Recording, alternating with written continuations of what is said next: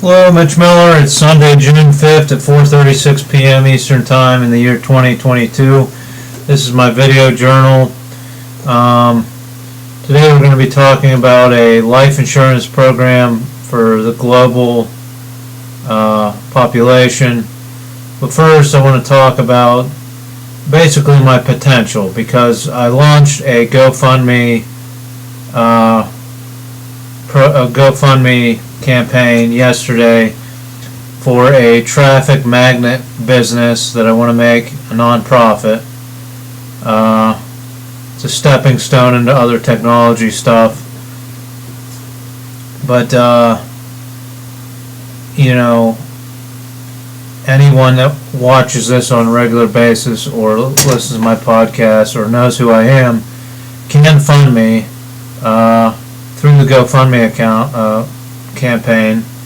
So if you're out there in another nation and would like to hire me to work for your government, just remember that anybody in the United States can fund me, and we'll see what happens over the next couple months. But if it's just my wife giving $50 to my campaign, then you know that maybe you should employ me in your nation, and we can do these technological ideas in your nation.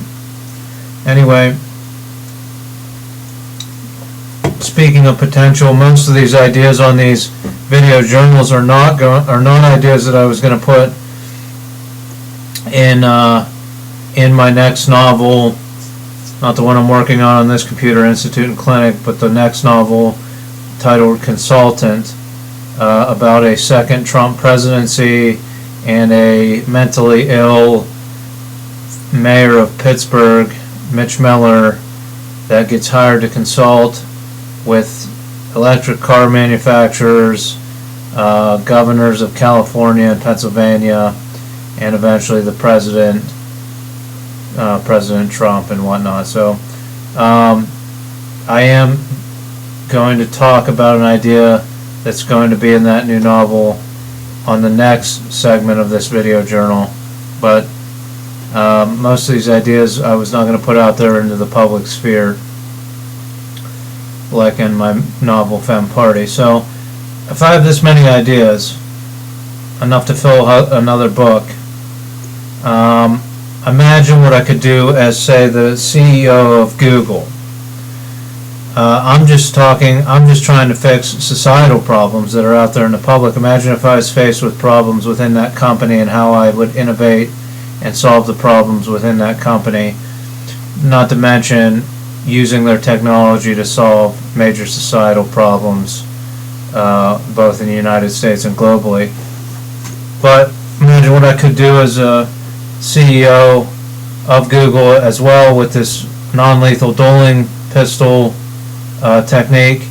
I could grant every employee in Google paid maternity leave, and then I could go on and publicly challenge any other CEO in the United States to grant the same type of maternity leave, or I would challenge them to a duel, and if I win, they have to grant maternity leave to all of their employees. That's just an example, and that's why these executives don't want to fund me, and they don't want to see me become the next tech billionaire, because then they'll have to answer to the public, because I'll put out these amazing ideas and the public will say, well, why the hell don't we do that? This doesn't make any sense the way we're doing things. And they'll have to be accountable, and they don't like being accountable to anyone but their shareholders, who are other millionaires and billionaires. So just saying that, what I would do as President of the United States, you may think that I would challenge the Congress to a duel to pass certain bills and legislation, or challenge governors to not sign certain bills, things like that. No, that's not how I would use or challenge other international leaders around the globe. That's an option with this peace treaty that involves dueling. But I would probably reserve other leadership globally to wrestling matches. Now, just so you know, I wasn't a state champion. I had an average wrestling record in high school. I had a winning record, but it was just barely over 50%. What I would do with the dueling, pistol dueling idea is challenge, and this is why it's better than challenging for maternity leave. I would challenge every CEO in the nation to a duel, and if I win, they can only, the executives of their corporation can only be paid, the highest they can be paid is the equivalent of the highest paid general in US dollars of the nation, of the poorest nation that any part in their product, in their supply chain comes from. So basically, what I'm saying is these United States corporations take advantage of the fact that we spend trillions of dollars on a defense budget. They take advantage of our military might. They take advantage of our military might, and a lot of them don't pay taxes to fund that military budget. They take advantage of our military might and to spread globalism, where these corporations can outsource all kinds of jobs or form shell corporations and pay squat to other nations outside of the United States to make all their products. And they take advantage of lax environmental laws and lax safety laws in these nations, and people get injured.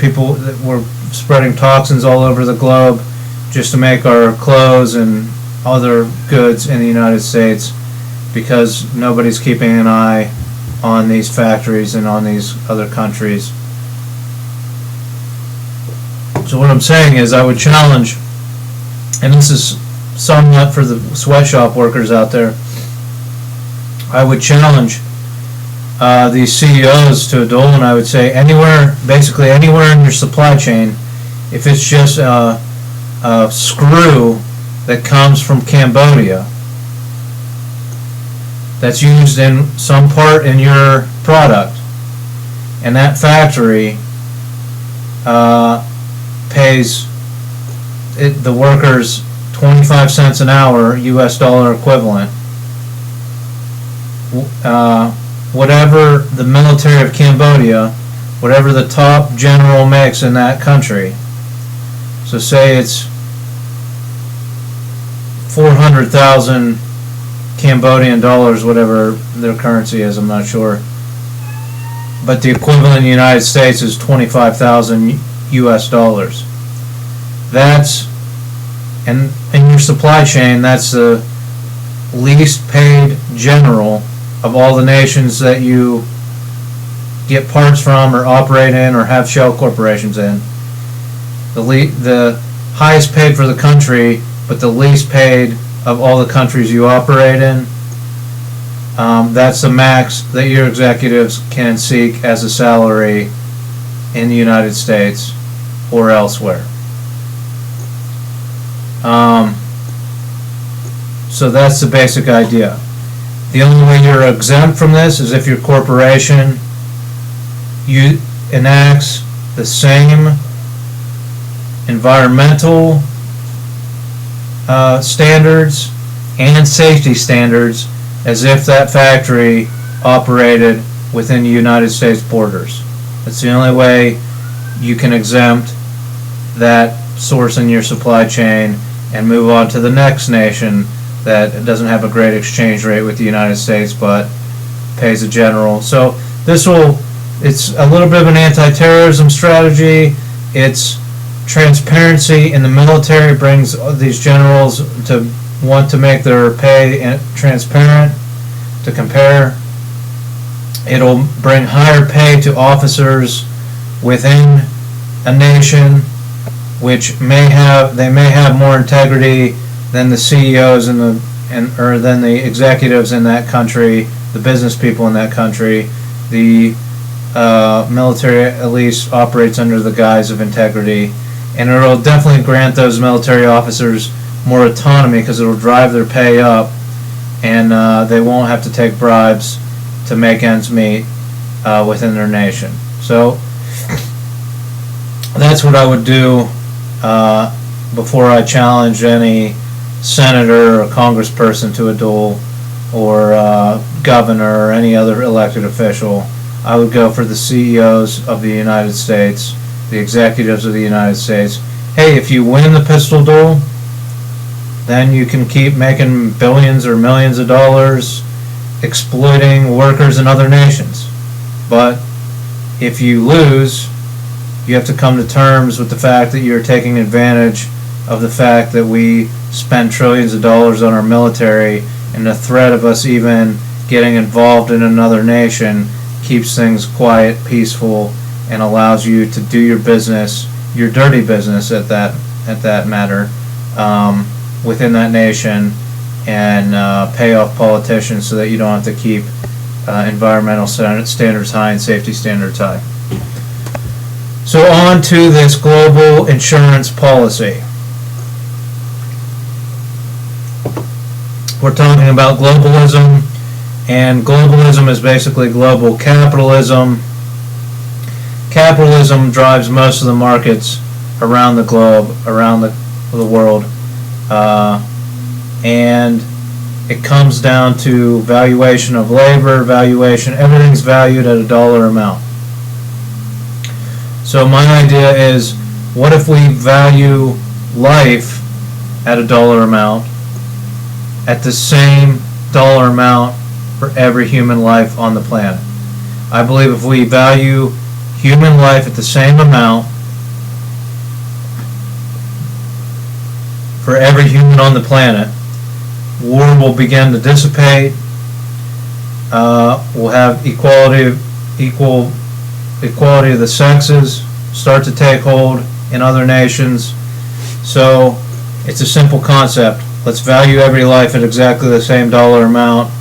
We'll begin to solve war and conflict and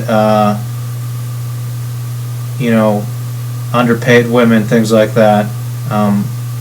Laws that favor men over women. So the dollar amount I choose is $1,000, 1,000 US dollars.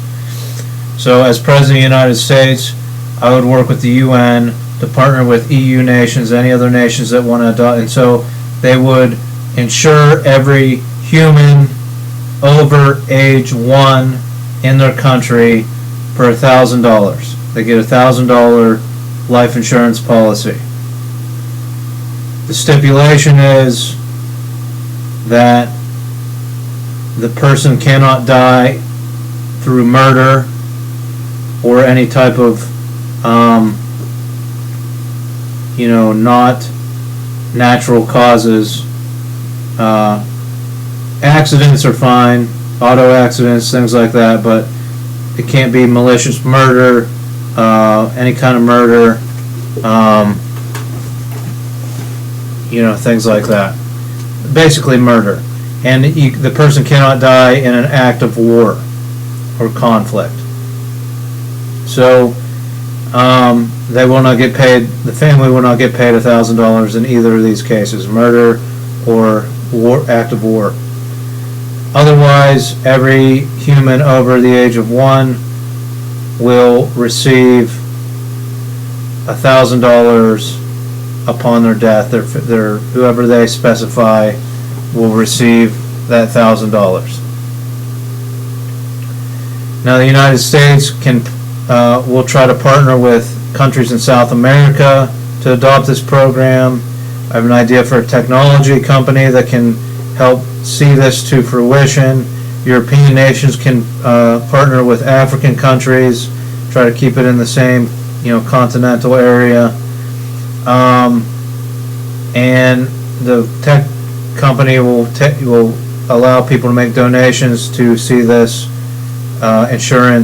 global insurance policy, probably facilitated by the governments, come to fruition. The other thing this does is, if you grant every human a $1,000 insurance policy, life insurance policy, a lot of these contagions and outbreaks in Africa, South America are like Ebola. Some of them are because the corpses are not being buried deep enough and the contagions are getting out of the graves and being spread. So with $1,000, at least people will be able to afford to dig a grave, pay a grave digger to dig a grave to specifications. Take care of, if they die of a contagion, we can specify that money be used to wrap the body in specific materials and bury the body. This will allow even small villages to buy digging equipment, excavating equipment, even simple excavating equipment to allow them to dig graves deeper and keep a lot of these contagions and outbreaks at bay in underdeveloped nations if you grant everyone $1,000 life insurance policy. So that's the other plus side to this program. So that's the idea. Value every life. Because of capitalism, we value life at certain dollar amounts anyway, net worth and things like that. So let's make it work to end conflict and war, to bring equality to the sexes. If a man is worth $1,000 and a woman is worth $1,000 in a country, in an underdeveloped nation, then law will be written accordingly and things like that. So you're granting women the power to assign $1,000 life insurance policy to maybe their daughter and so on and so forth. So that means that women are allowed to, the UN helps women to be allowed to have some form of compensation and own that form of property in some regards. So that's my global life insurance idea. Again, that wasn't going to be in the book, but I think it's a good program, and as President of the United States, I'll try to enact it and get it off the ground. Even if I became a tech billionaire, I would try to get it off the ground. But right now, most of my tech ideas are going to start off as non-profits.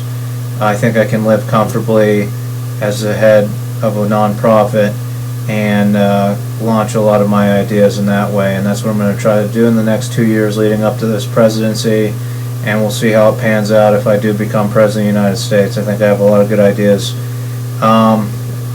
So join me next time. It might be Tuesday or Wednesday of this week. I got to record a new podcast for my GoFundMe campaign. So when Hillary's at Pilates, I might do that instead of recording here. We'll see what happens, but the next time is going to be about an anti-terrorism strategy that involves higher education employees using their benefits to the best that they can possibly be used, at least I believe, to the fullest extent that they can be used to help people around the world. So join me next time. That idea would be in the new book, and it's also an idea I have I'll go into it next time. So join me next time. Thanks for watching, and take care.